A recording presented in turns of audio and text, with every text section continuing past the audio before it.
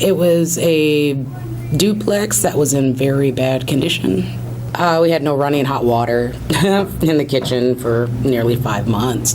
Front door was barely fixed. It wasn't weatherized, so the room that I actually had stayed the temperature of the outside. It was rented to us as a 2-bedroom. It was actually legally only a 1-bedroom. So I had a couple evictions. I did get those expunged, but in the meantime, I had these evictions on my record. Nobody rents to you with an eviction. I don't have a criminal history on my background, but it's kind of like, it's no different when you have an eviction. You might as well have a criminal history. You might as well have, done something really horrible.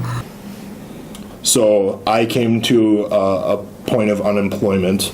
I had lost my job, and I went from living, renting a room, and then I lived in my pickup, and I stayed in hotels here and there. It came into the winter. I had to give my vehicle back. I have used emergency shelter in Hennepin County. I have eaten at meal centers in Hennepin County.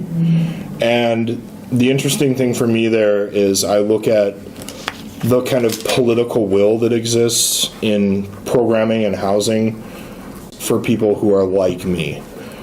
To speak to that would be to say that I am white, I am male, I am university educated. And the other thing is that I'm a veteran of the U.S. military. If I get the right haircut and put on the right clothes, I could probably go work in a bank. That's not something that's available to everyone. And everyone on my team is a street outreach worker. There are things that we know. I mean, it's harder to house particularly African American men, but men of color. The programs and social services that exist work very well for certain individuals and to the expense of others. The discrimination can be codified and systemic, but also part of the unconscious bias of people working with the systems. I like to honor people's intentions, but we have to look at outcomes. And so you can be a good person, and you can have very good social justice-oriented intentions. But if the outcomes of your work are merely recreating the wheel, proverbially speaking, then what are you really doing?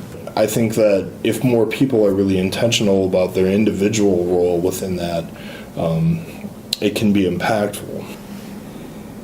You cannot have social equity unless you're willing to give up something when you are of the dominant group. And so we have to start looking at when is somebody going to give up something, rather than controlling it all and denying so many people what they deserve as a human being. Nobody in Minnesota deserves to be sleeping outside in this frigid weather.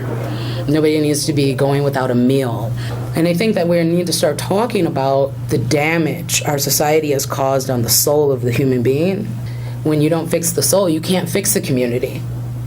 I think that's the biggest thing that we're really dealing with. And we can talk about race and zip codes and a lot of other things, and I think that's the symptom of a larger disease.